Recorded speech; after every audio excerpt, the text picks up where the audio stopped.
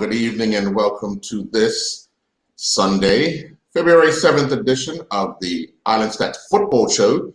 I'm your host, Earl Baston. Joining me is co-host Garrett Punchy Dill, Maceo Dill, who will soon be joined by Nikita Robinson. And we are joined by Vasco coach Gary Adams and Robin Hood coach John Barry Newsom. Well, first of all, good evening, everyone. I hope all is well. Good evening, guys. Happy New Year and all that. Yeah, it's been that long.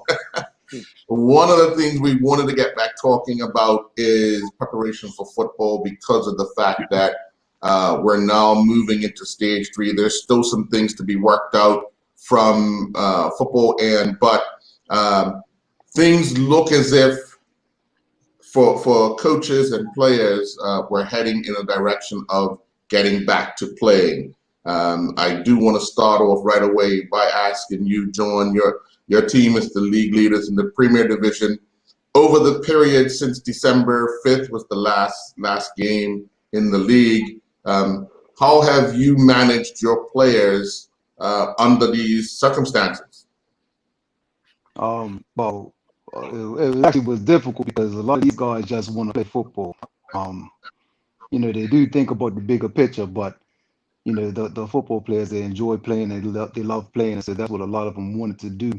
But we actually managed it pretty well. If I'm being honest, we just had to make sure we did social distancing as we had sessions still going on. I know a lot of people kind of canceled all together, but instead of having a full team session, we broke it up into different groups and did a lot of technical work. So less gameplay and more just working on the basics, that the fundamentals of technical work. So we did a lot of that basically through December. Obviously gave guys a bit of a break during the New Year, the holidays and whatnot. But like I said, these guys, I guess I'm lucky in a sense that these guys really wanted to get out there. And we're kind of on me to make sure that we had some sort of interactions throughout. Yeah. What about you, Gary? You recently took over the helm of head coach just before the lockdown. Got guys. You guys picked up some good results, but now the stoppage and trying to get guys back. How has that been challenging for you? I mean, honestly, it's almost like we're starting back all over again, to be honest. Up until the Christmas break, like you said, we had 3 good results, 3 wins on the trot. So you can feel the momentum. And Christmas is also a time for us. A lot of the players go back to the Azores or Portugal to visit family.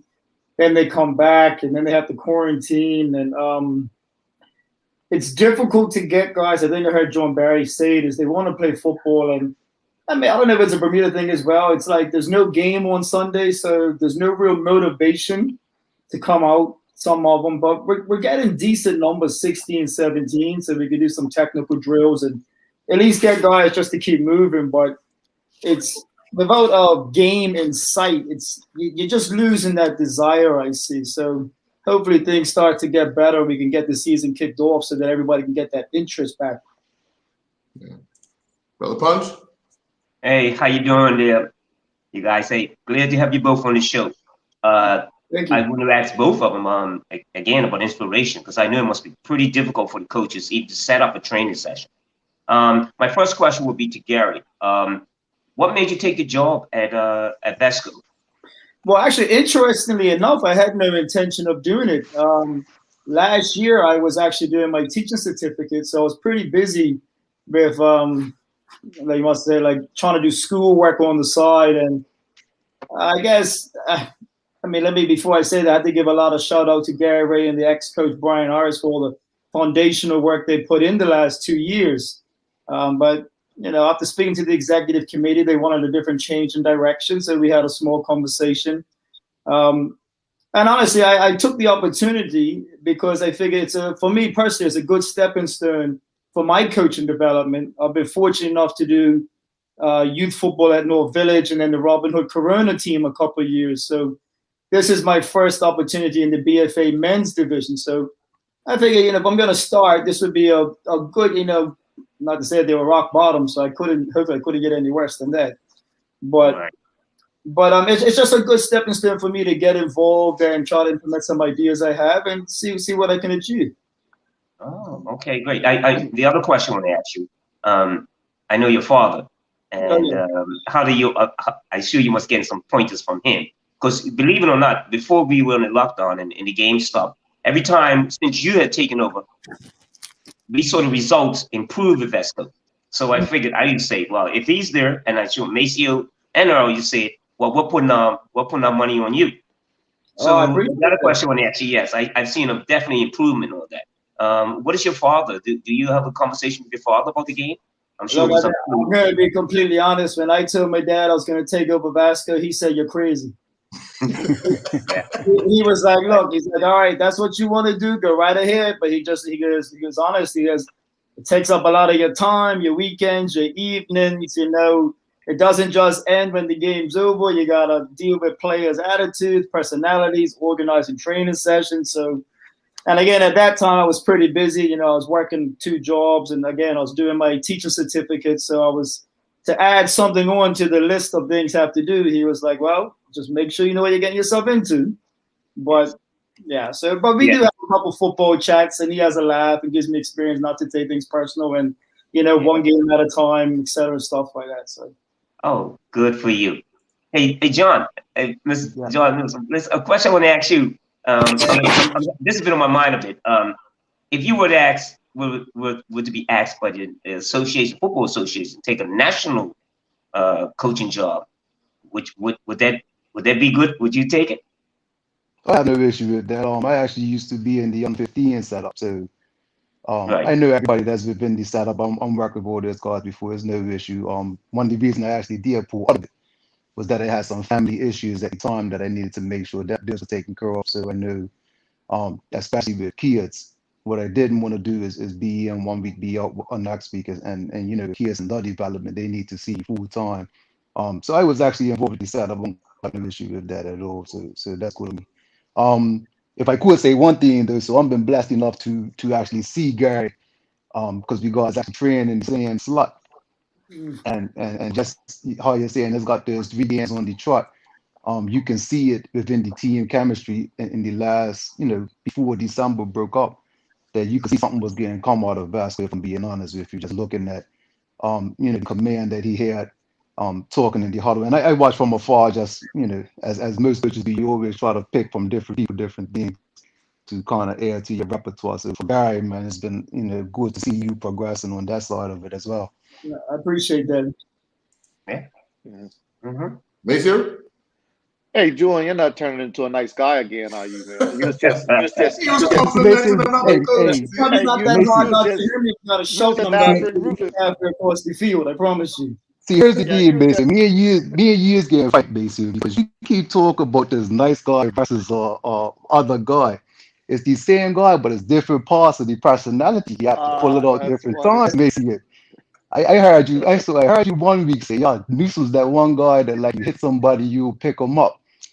I think you're never playing against me for real, for real. You might be playing against me a little 5v5 or something. I like to see that part. I like to see that battle. Gary Ray there, I'm not picking nobody up. I'll see you after the game. Hey, no, just yeah, good banter, man. Oh, but on that subject, I mean, we're had conversations about being ruthless, and your team was definitely starting to be ruthless, and it was they were getting a rhythm in it. Do you think this period is gonna impact that, and you gotta try to figure out how to invent that again?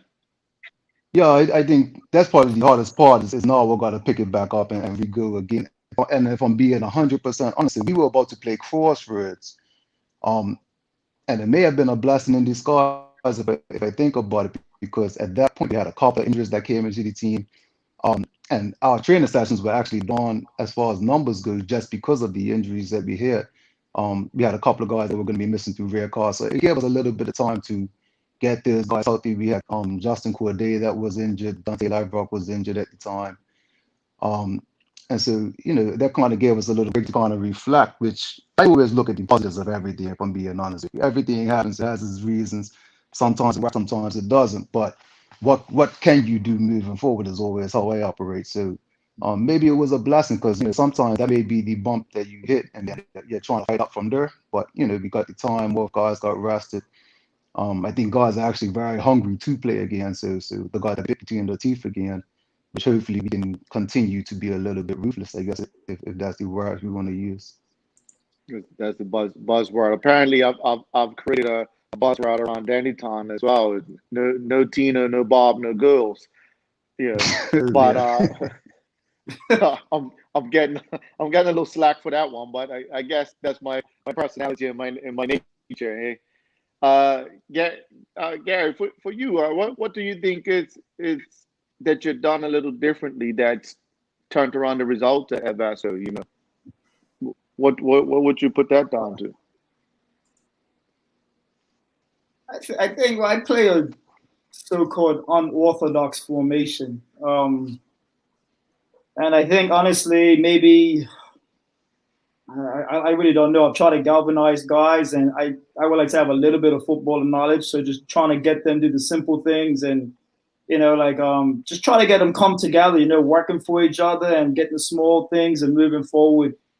But I think realistically, once we started to get the numbers in training session, which was amazing, the first week I was dealt with 25 guys, and then I think it comes down to anything. Just my ideas after the first game, and we played Flanagan's, which for me it was actually, looking at it, a blessing in disguise, because Flanagan's is not going to lay down for anybody in the first division. So I think once my idea came across and we won the game, they started to buy into what I was saying, my ideas, which it made it easier for me to get the next step across to the guys. I mean, results would do that. So I don't know. I don't know what I can say more than that, to be honest.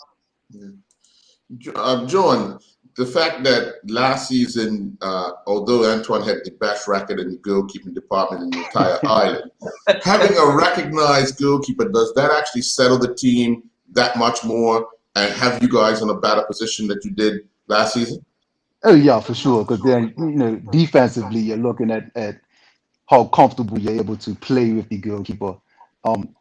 And the fun back there is not that he did anything wrong, because to be honest, what ended up happening was we were tying games because we weren't scoring goals. Mm-hmm. But it does make a difference having anybody, any position. You look at I watched Liverpool today, got smashed by City, and Liverpool is my team. But again, when you lose somebody like Van Dijk that actually is very commanding, that can help the offense, start from the back, it does make a difference. And it would be silly to say it didn't make a difference. But having said that, again, and this is going back to what me and Maceo talked about earlier in the season, was that we guys were getting chances last year and not putting it away, and it was starting to creep in a little bit early in this season as well. And lucky for us, Shea Bring in particular caught a bit of fire and started striking regularly, which then helped the rest of the team. So everybody plays a part. And then last year, Antoine actually had more clean sheets than my other keepers last year, but it definitely wasn't the ideal space for us to be in last year. So it's definitely been better this year having a number one keeper. And then even what had the youngster Jay coming in, and Jay's actually has some excellent games for us as well. So it's a little bit of competition now as well between those two. But Shaquille's definitely our number one, and Jay gives us that good balance that his pushing on every day and training. Mm-hmm. Punch? Oh yeah. Question for Mr. Gary, Adam again. I have a question for John too. But Gary, where do you see yourself heading with Vesco? The reason I'm asking this question is because I remember in terms of quality and players that you have. I remember when I first went down to St. David's, and I was all gung ho about we're gonna make this, we're gonna make transformation, we're gonna get to the next division. And when we did get there was a problem in terms of quality. So where do you see Vesco heading in next year for such a club that had such good players at one time? Are we talking about you're planning for like 2 years or 3 years? And what would happen if you do get promoted about the quality of players that you will need? I think, yes, the club as a whole would love to get back into the Premier Division. I think that's the ultimate goal, obviously, in First Division, is to get promoted. I I would say, honestly, I think a realistic expectation would be within the next 2 years where we're at. I mean, I jumped into the team on match day 5, so right off there, I've lost 12 points, and two results out of that I think were definitely winnable. Would have had us tied for first right now, so that would have changed the landscape. But I also think if we were to get promoted, I think it's a big step up to the Premier Division, which is I think you've seen historically most teams that go up end up coming back down. You know, you have the staple clubs in the Premier Division. So, and funny that you bring that. I've had that conversation with my father about if Vasco was to get promoted, then it is tricky because then you might have players who want to come from other clubs to Vasco. They might expect to get more game time here. They're not getting at their other club.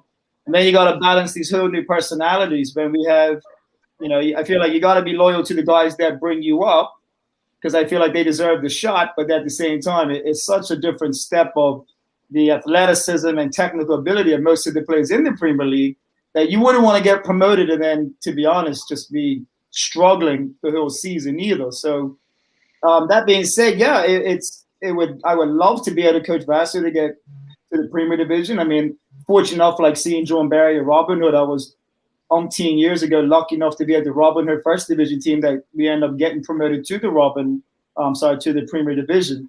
So I would love to see Vasco get to that position and maybe give themselves a good run in the Premier Division. While doing that, it allows me opportunities to develop my coaching and, hey, challenge myself mentally and my tactics against guys like John Barry and the more established coaches in Bermuda. So that'd be a personal challenge for me. And then hopefully finish my coaching license. And in the future, I would love to get involved with the national program at some level myself.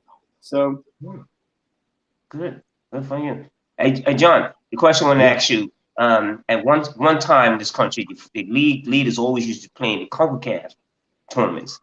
Do you think maybe when this pandemic is over, maybe Robin Hood, being who they are, might get themselves involved for just out of to join and maybe play in the CONCACAF tournaments? Because I think you're more. The reason I'm asking, I think you're more of the polished, one of the most polished teams in the country now. The players that you have, I always felt that way. That this is Robin Hood. It's like the leaders. That's just like Manchester City. I'm sorry about your Liverpool, but yeah, you will see the difference right away today. The City, you saw it. The more polished team. I think Robin Hood for me is a more polished team. So if the chance arose, would Robin Hood be interested in going into the CONCACAF tournament, which we used to play in before? So, just to answer your question, yes. We actually already talked about it amongst the board members of the possibilities of if that was to happen, would we be able to put ourselves in a position to do something with that? But to add to it, I actually think that is something that Bermuda should be doing, period. I think the champions, no matter who it comes from, so for instance, Village last year, we should be putting that into that space for that to happen. I think we have to, if we're talking about being part of the Gold Cup and Bermuda competing on the national level at that level, I think when it comes to the clubs as well, we need to put our face in that space as well. And no matter who it is, I actually spoke to DOC more because I know Somerset was the last team to actually participate in it. And he just talked about the benefits of what that can do for a lot of our younger players that look at senior football and don't see anything past. I play for Robin Hood, I play for North Village, I play for Somerset Trojans. That CONCACAF tournament can actually be a out for some of these guys that maybe an MLS scout season was. It's a lot of things that could happen for me. So I do think, and I've talked to Sabir about this as well. That's something that I think needs to be on the table, period, for whatever team is leading the league at that point. So it definitely should be something that I think nationally we have to all recognize is something, and there's a carrot for a lot of the players. And so now you got something to play for. You win that championship, you're going off to CONCACAF, which is a big thing for a lot of these players that are on Ireland and haven't been able to get off Ireland to see football outside of Bermuda. Oh, thank you. Yeah, so for us at Robin Hood, the answer would be yes. We're definitely interested. We do think we have a team that, if we're on the right page and the right form, we can make some noise over there as well if we were to be able to do it. But first, you got to win the league here, so that's number one is winning games and trying to win the league. Oh, thank you. Mace? Yeah, I have a twofold question for you guys. Well, John Barry, first, do you still consider you guys favorites to win the league this year? And the other question is for both of you. It's a new consideration coming into play in your managing job, being able to keep your players in a bubble. We know that governments institute testing, and we see that happening on the international stage. Like I personally believe that United is where they are challenging for a title is because of the ability to manage their players as it relates to COVID. That's a serious consideration now. How are you guys managing that within your players and within your teams? Gary, you can go. Well, I know personally with Vasca, the whole COVID is tricky as well, in the sense where a lot of our players, I mean, obviously Vasca historically Portuguese club, community, etc. They're very tight with their family, grandparents, and a lot of them are in the same household. So I've had that situation where, a good bit of my starters just won't come. So I don't know where that leaves me when the season kicks back off, because they're like, as long as the threat's there, it's a very real thing for them besides football that it could really be detrimental to their family, being that close as a unit. So that's tricky. I mean, as far as what I have to do as a team to get players out, I mean, that's going to obviously come down to the government and Ministry of Health. And psychologically, I think when people feel better about it and more comfortable with the vaccine, everything rolls around to get that going. I mean, I think trying to get the players tested, I think they're doing now once a month. I mean, I guess if they could find a way, like they're doing the vaccines at BFA, maybe a roll in on a Thursday, you get your results in 24 hours, you bring that to the game to confirm that you're negative, you could use that as a rolling way, but it's psychologically, a lot of players are just kind of, it's throwing them off. Should I come? Should I not? Is the risk worth it? It's amateur football, which I also have to respect on their behalf, that, they're not getting paid. So they're looking up for their best interest. And it's tricky because we were actually in a situation with Vasca where one of our players, per se, was contact COVID positive. And obviously through contact tracing, the whole team had to take 2 weeks off. So if that was to hypothetically happen again, then it puts us in a situation where, well, and the league starts back up, it's difficult. So. Yeah, no, I agree. That's kind of the same thing we've been speaking about, is that, once games start, and let's say the contract tracing takes place, let's say someone from my team is playing against Vasco, then you have a lot of guys that are not being paid through football, but they have to quarantine from their everyday jobs, which is not something that, a lot of guys can afford at the moment. So it's difficult. Like I said, my guys, they love football, so they really want to play. But I guess my job is not managing, they have to understand the full scope of what's actually happening worldwide right now as well. And so football is great. It's a sport everybody loves to play, but at the end of the day right now, this year is also amateur football.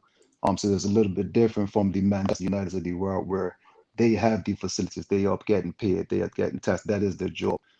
They have that responsibility.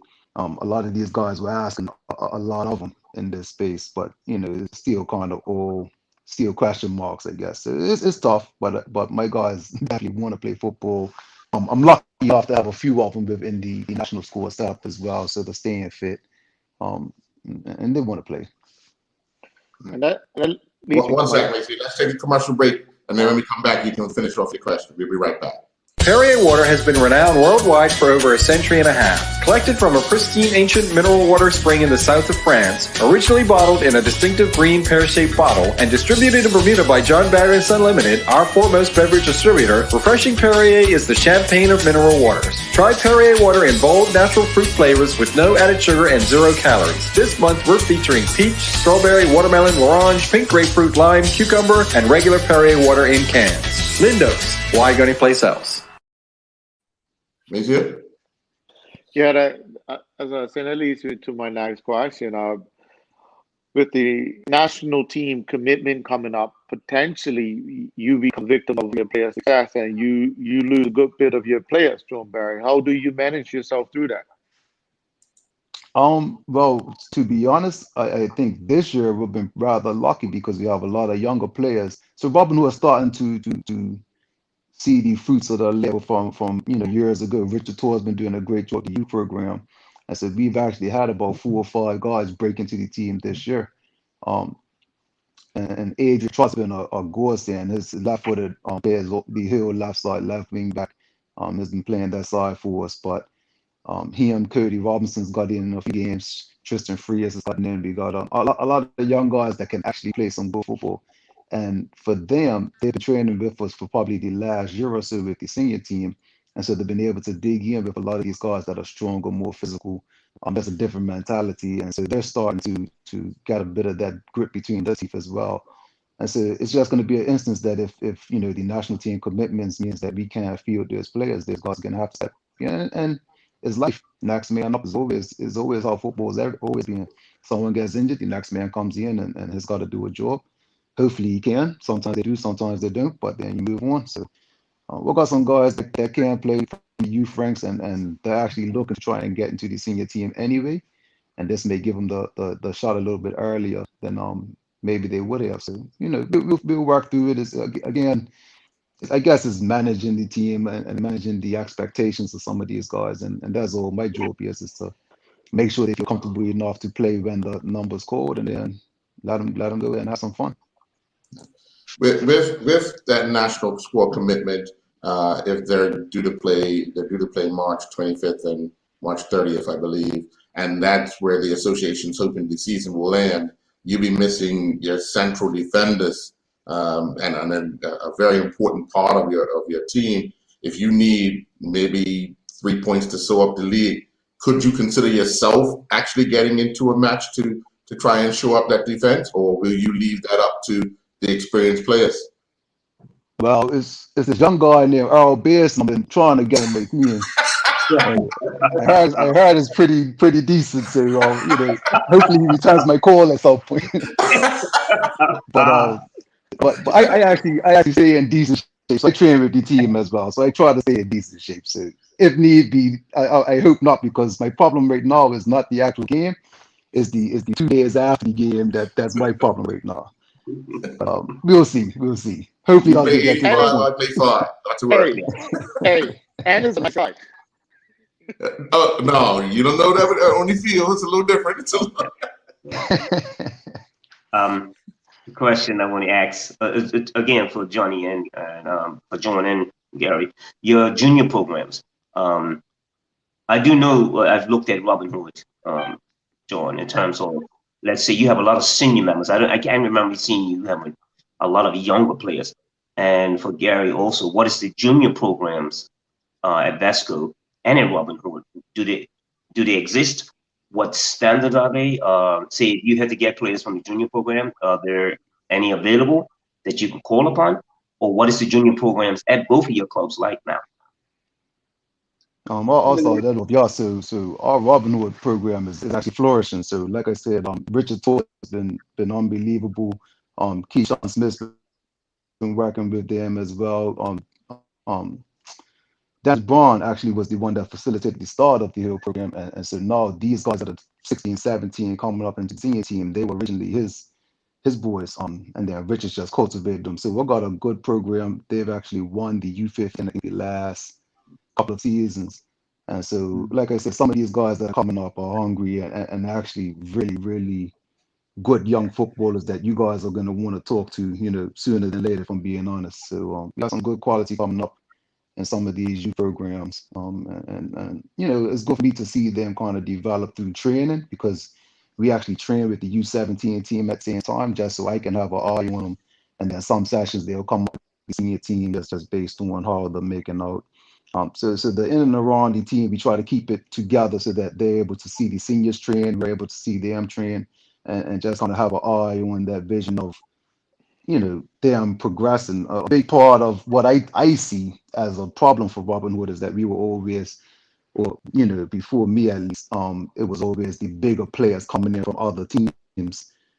So they would play, but are they really Robin Hood players? And now we're actually starting to breed these young guys who are Robin Hood players, that play for the Crest and play for the Bears. And I think the guys that were on the senior team promote that side of it as well. And so it's definitely going to be a good mix. And Robin has a bright future regardless of if I'm the coach or not for the next good 5 to 10 years, if I'm being honest. And for you, Gary? Yeah, well, I mean, it's kind of, I mean, again, I can't say too much about the youth program as I've only been there since the end of October. But from my understanding so far is, obviously, like what John Barry said, the Robin Hood's youth program leading into the senior team, as most clubs, that's Vasco's ultimate aim for their youth program. I do know that it's extremely well run as well, and they have a good bit of teams from, I think, the under 15 all the way down to the junior program. So the idea would be in the next year or two to get the under 15s to the under 17s and then make the step up to PDL and into the first team, et cetera, to keep that cycle going. But I mean, they had the ambitions to get there as well. So the nice thing about it, I mean, the club, I can't say nothing negative about them. I mean, they're so well organized, great community, you know what I mean, from the executive to the administration. I just get to focus on football. And the behind the scenes work they do is amazing. So I mean, I definitely see as long as they keep on pushing, you know what I mean, it will eventually grow to where they want to be. So I'm hoping that I get to be a part of it as I'm just starting in. So Good. Right. Yeah. Uncle Punchy is a young man. I said his name earlier. Adrian Trott. I want you to remember that name. Like Adrian Trott. I see something special in Ronald, the guy he can play. I'm not trying to put too much on him, but he's a very humble young man. He works hard. Like, he's got all the traits of somebody that can do very well in the future, man. So Adrian Trott, get that name on your list. I will. I wrote the name down, as a matter of fact, and I'm glad you brought that up because we were probably interviewing sometime about the up and coming young players. But I always said about with even up at Somerset Bridge, there's some great young players coming through this country, and I'm just glad that you guys are involved with that because Mason and I speak about this a lot about the coaching fraternity that's now in Bermuda now, like yourself and Gary, who are well versed in football, who are doing certificates. And Maceo always said that before. And again, Maceo, hands up to you about getting the right coaches to take these young men who have got talent to another level. And I'm just glad that you both are involved, especially, this is for you too, old Gary. That our country is being coached by the right people and given the right information. So I applaud you both. It's interesting that you said that. I mean, just sorry, Mason, because I remember, I'm going back like 12 years when you talk about the youth football. I was fortunate for my first junior coaching team was at North Village under 13s. Ironically, I was coaching like Raees Simons and Takai Grant and that young generation. And we had a trip to go to Brazil. And I'll never forget, man, we had a little indoor football at the Santos Football Stadium with the team there. And the Brazilian coach was blown away. I mean, the kids we had, Dale Eve was actually there, the goalkeeper. He must have been like 11, 12, all 6'6" of them at 12 years old. But the guy from Brazil was astonished because his thing was just the natural athleticism of the Bermudians and, the education we have, the infrastructure that allows us to develop the kids. Like, they're on par at 11, 12, 13 worldwide. It's just obviously credit to Maceo and John Barron guys who have taken the youth forward. I mean, I'm new to it. I'm getting involved, but it's, we have a lot of talented players, like you said, and John Barry said, Mr. Trott coming up. It's getting local coaches to take them to basically an international level, international standard, and what's required of them from the mental side of it, the professional side of it, and most importantly, the physical side of it. Right? Good. Thank you. Yeah, that's definitely my buzzword in football. Like, how do we collectively create a player or athlete that's of international standing? I mean, in my head, I think we can do it because what we're blessed with is talent. What we have to do is build a template that builds us to international standing. And I think we can have international standing world international standing up to the age about 13 to 14, I believe, and 2 we have to transition them outside Bermuda. But I concur with John Barry with the Trott. It's the son of Ron Trott, right? His daddy was the runner. his daddy was the runner at Barkley, but he has a good temperament. That's something I can pick up immediately about his temperament, about his decision making in the game. He's definitely one that's to look out for, and he's young. How old is he, John Barry? Is he only about 16? That's 16. Yeah. So I think he's going Yeah. 17 this year. Yeah, I was amazed about his temperament and his ability, his fearless behavior to fit into that group and actually stand out, right? So Yeah, that's and it was always one of those things. bliss. It was one of those things where we had two left backs, Shakur and Ashton Bell, and both of them were injured to start the season. So it actually forced me to kind of shift my formation. They normally use a 4-2-3-1. I moved to 3 at the back, and I have different variations with the midfield and the forwards. But he carried me into that left wing back position and claimed it one time. After the first game, I knew I think his first game was against St. George's. And after the first game, he cemented this spot on. So but he's got good work ethic, his good temperament. And I think if I'm going back to what you're saying, Maceo, a big issue that is our culture. Not it being relaxed, but that we don't have enough people pushing the same button. And so if I've got five good players, it's about 6 or 7 of them that don't really care that much about football, and that's who the 10 is. As opposed to having 10 players that all they want to do is football, the focus is on football, the demeanor is catered to football, and we're teaching the mental side of. So when they get to 13, we're cool, because I listened to everything my coach says at 13. At 16, now I start having question marks, and if those questions are unanswered, and I'm not feeling like it's the right things are being said the way that I want them said, then some of these guys fall off, and the discipline side of it, we're not able to keep until 18, where they can actually, push on. So I think we're going to do a better job on that side of it. And it starts with it's the education too, and just being demanding of something as simple as time making. 7 o'clock means 6:50, really. Something as simple as that. There, if these guys don't understand that makes it tough. Yeah. And Gary, I'm gonna ask you, being I've got the Asian chart on my list here to look out for. Anybody I should be looking out for Vesco in terms of that age group, like 17, any young player that I should be some name you could give me? I'm gonna have to be completely honest. I mean, I haven't even had the chance to watch one youth game. Right. I've been there for like 6 weeks, so that's something definitely that I'll have to look into in the new year. So I have to apologize that I can't give you any names. No Cristiano Ronaldo's come out of basketball just yet. Yeah. But I mean, so I have to see what happens in the future. But I mean, that side, that being said about the coaching there, even with Vasco, the commitment and the coaching here, I mean, there's opportunities there that I'm hoping to use as well. They have good connections in the Azores and Portugal, so I'm hoping that I might be at the opportunity to go and just watch higher level teams train, you know what I mean, to see what happened and bring some ideas back to the island. Yes. Yeah, and just see what happens. Just speaking on that, Gary, if I may, is a kid his last name is Lopes. Ryan Lopes? Yes, so Ryan Lopes from. Funny enough, I actually just met Ryan over the Christmas break because he, I believe he just signed a semi-pro contract in England with a lower non-league team. I do apologize, I don't know what team it is. But he was training with us to keep himself fit, during the break as much as he can, and he's going back. I'd expect to see something from him, like John Barry said earlier about the guy. He's dedicated. And most importantly, which is something nice to see, he puts in the extras in the fitness side of it. Like he really puts in the work. So, and I mean, I think it's like in anything in football. Like I feel you hear the stories of back in the day, the generations running the extras of Horseshoe Bay and, taking pride in the personal fitness. Because, I mean, you can enjoy football so much more when you're fit. You know what I mean? Like, I mean, we think we're fit in Bermuda standards, but you go international. I mean, I just look at my own, not when I played at university, Jesus Christ, that was a wake-up call.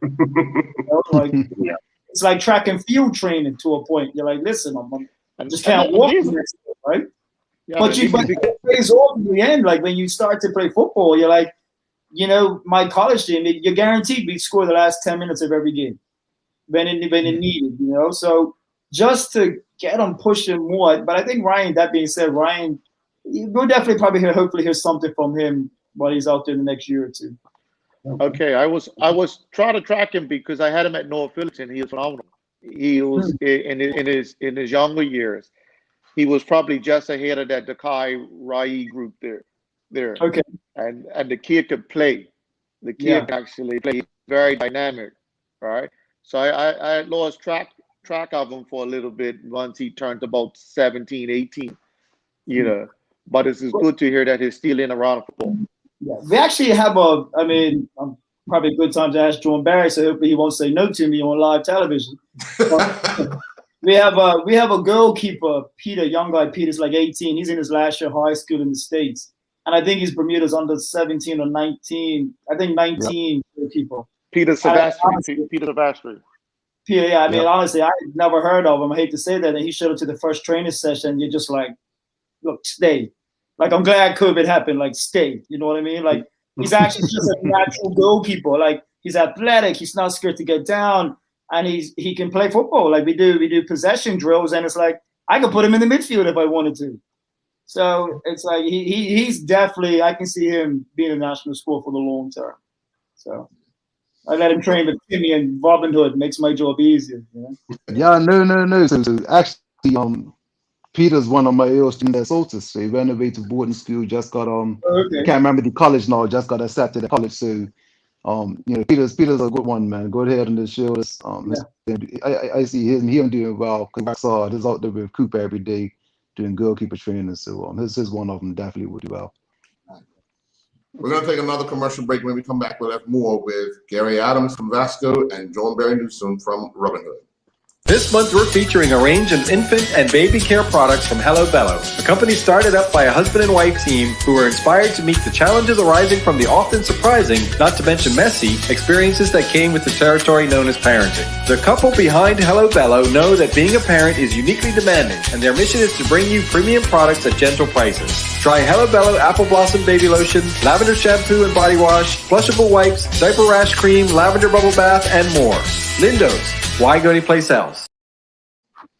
John, I know you did say you had to go in a short while, but No, I'm actually good.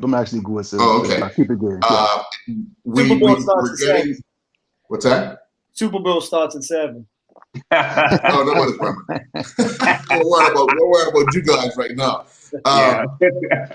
With the news over this weekend that a lot of the guys who are playing in the UK in the lower leagues, their clubs are voting to null and void the season, meaning that these guys will not have football for the remainder of the season.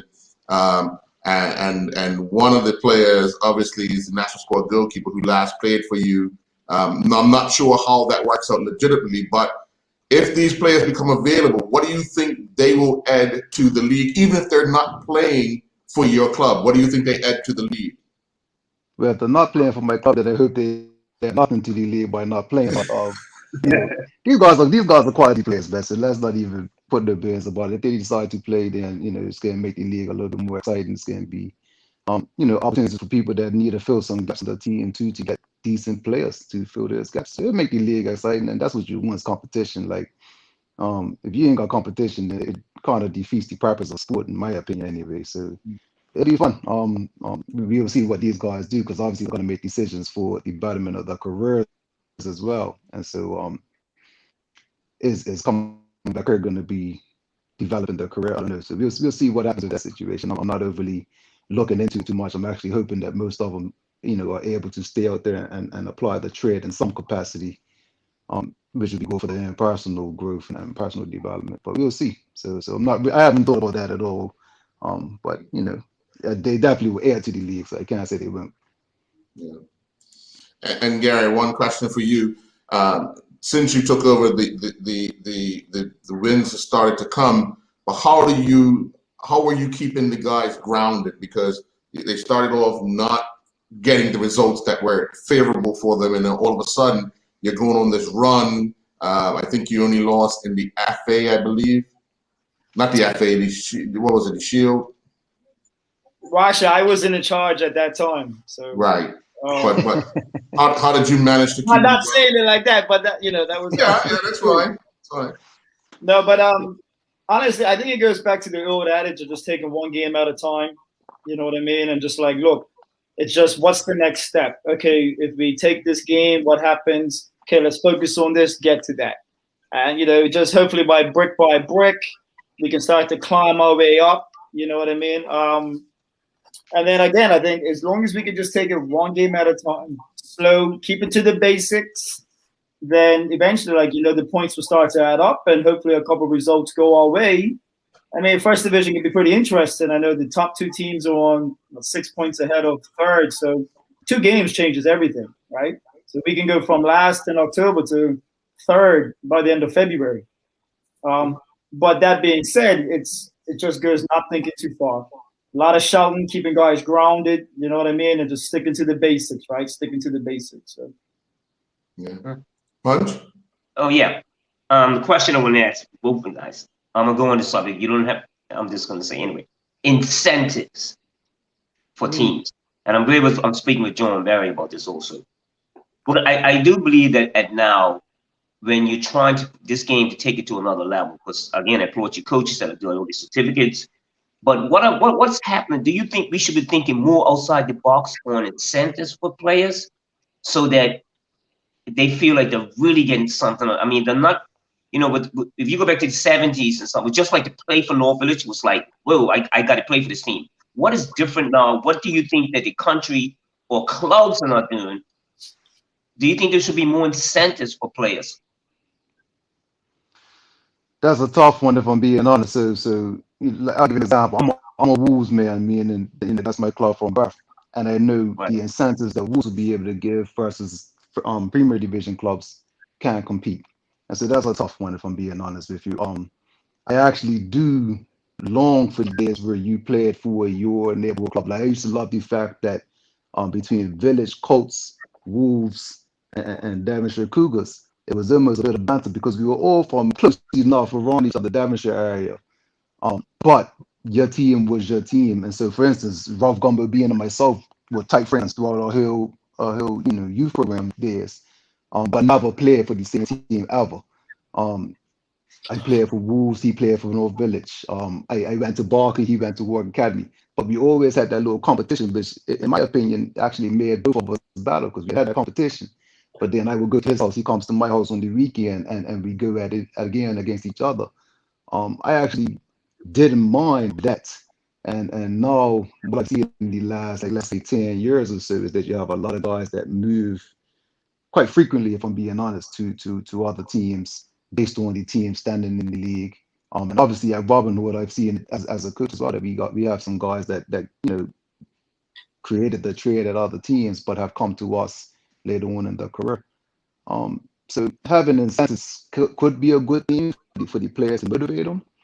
But I'm a little, I guess, maybe old school in it that I think is more the intrinsic motivation that I'm looking for out of the players. I would rather not have you're only doing it because this is what you get out of it. For me, I think playing football is what you get out of it, and I've always been that way. I talk to these guys now about it that way. When I like the days that I'm able to actually train with the team and I'm not actually focusing on a point and we're just having a little get together, I enjoy this more than anything else because then I get to have a kicker on. Gary saw as we saw the other night just had a small little touch on. And that's what I enjoy because I just enjoy playing football. And I think if the guys do enjoy playing football, then you do enjoy winning. And then it just breeds, it's like a habit. And the same way that it goes the other way, we just try to breed good habits. Does incentivizing it bring good habits? Possibly. I'm not 100% sure that I'm sold on it all the way, if I'm being honest.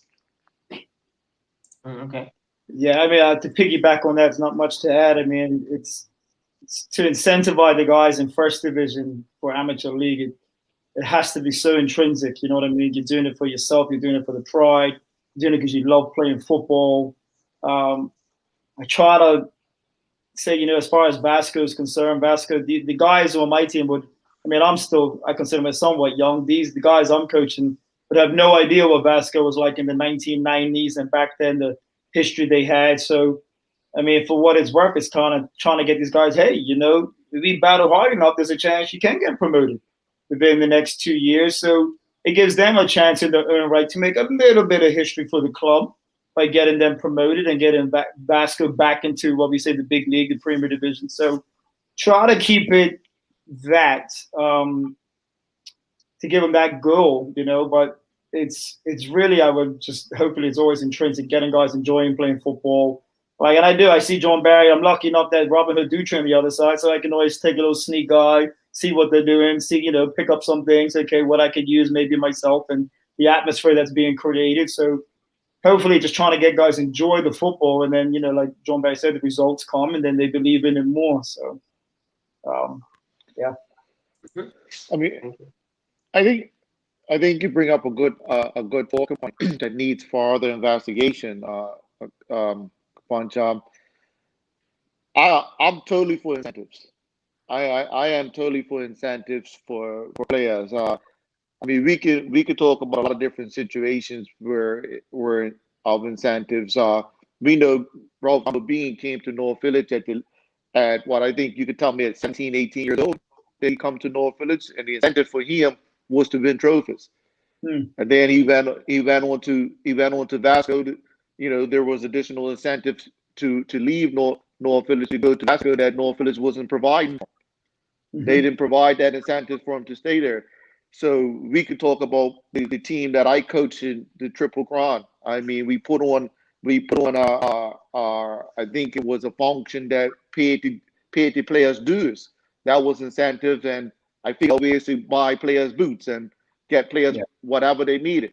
And those are just little incentives that should respect and appreciation for what they give up. So I think it needs to be a conversation what incentives look like. But I've crossed the line, and even me growing up culturally at North Village, where I played because I played and I did what I did because it was my family. I'm totally crossed the line as to players need incentives. I mean, I would definitely agree with you on that. Like, I mean, just to jump in, like, the small things that Vasco do offer, like after the games. I think Vasco is one of the clubs as well. They're very fortunate where they have their own clubhouse right in the city. So I mean, after the game, the players can go up there. There's food provided, as we can get a good number up there. They have their own little bar for a little wine down after the game and stuff, and a massive hall that the players can actually, like a massive lounge where they can kind of sit off and enjoy. So it gives them somewhere to go. You know what I mean? It kind of unwind and keeps the team together on the field and off the field. But you start talking about buying boots and stuff like that. Well, you better guarantee me 20 goals a season. I promise you that. Well, yeah, it's what we're talking about, right? I mean, it's easy. And you know what? And not to say it, but I think it goes both ways. Like, I think there has to be that social contract of, okay, you want incentives. Well, all right. Well, if I'm going to give you an incentive, I want to see a video of you on Horseshoe Bay running on a day off. No, like I agree. You need to deserve that incentive as well, and I think it's easy to say, well, if I give you this, then you're going to do that. Wow. I mean, you got to do that for a reason, right? You got to work first, then get the reward afterwards, right? Mm-hmm. Very good. Yeah, 100% agree with that, man. Yeah. You got, because I think, but just saw you're coming from, Macy, is that we have to take care of the player and show appreciation for the player. I agree 100% with that. I guess my thought process was more on the side of trying to entice players to do the work, and then going back to what you're saying, Guy. You work first, and then you get the reward. So yeah, I think we're all on the same page, different sides of the coin, though. With the return, how many points do you think you need, John, to sew up the league if everything starts back as where you stand now? And they continue the season. How many points do you need? Do you think you're going to need to win the league? All of them. All of them. That's right. Oh, that's a good No. And I know it sounds mundane or whatever, but I truly do think it's the one game at a time type of march. So, and for me, it's not about playing. I think I'm talking to you guys about this before. I think if you play good, if you win your own individual battles, more times than not, you'll win certain games, and that's really what our focus is. So we never talked about anything past who we're playing next, and what's their strengths, what's their weaknesses. So it's been very rare that anybody on my team, at least a Ronnie team, has then said, if we win the next blah blah blah blah blah, then we put ourselves in a position. We just win the next game, and if we win the next game, it puts us in a bad position. If we lose it, then we gotta go focus on trying to get 3 points the next time. So I say all the points because we're trying to win all the points. Are we gonna win them all? Probably not. It doesn't happen that often. But every game we're trying to win, there's 3 points. That's on awful. Final question, Punchy? Yeah. Not really. I just figured that I think Robin Hood's hit the stride of, again, the game comes back. I'm not really a betting man, but if I was betting on you in Vegas, I'll put my money on you for sure. On for Robin Hood. I'll take 10%. I'll take 10% then if you get your money. Yes, yeah. But I've seen you play. I remember the game against when you was going to Devonshire Rack, and everyone working with a couple of guys, the Cougars supporters blew up. I said, they can come over and beat you. Trust me, they're much more experienced. So anyway, getting back to the point, I wish you both the best, John and Gary. I'm so glad you guys are coaching fraternity in Bermuda. And where the country's headed depends on you guys a lot. And I just hope the club supports you. And I wish you well. And I'm so glad for you, Gary, that you're taking this role with Vesco, because it was, when you took Gumbo from us, it was pure war. But he still, you can beat him. That's the thing about it. He would beat us. I have no idea what happened. I was a teenager, man. And so now too. I could be in the field trying to get peanuts and just play football. I had no idea. And you took now too. But again, I just had to ask the question about incentives. Anyway, but the point is, I'm so glad for you all. I think our country is going to be heading the right direction. We've got so many young players that overseas. John Barry, I hope you do eventually again with the national program, and you too, Gary.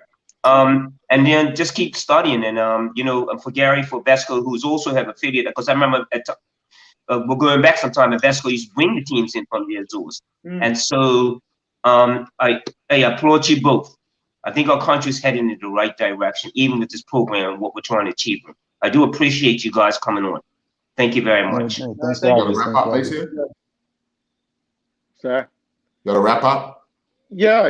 I mean, I miss football, guys. I miss stirring. I miss stirring the pot.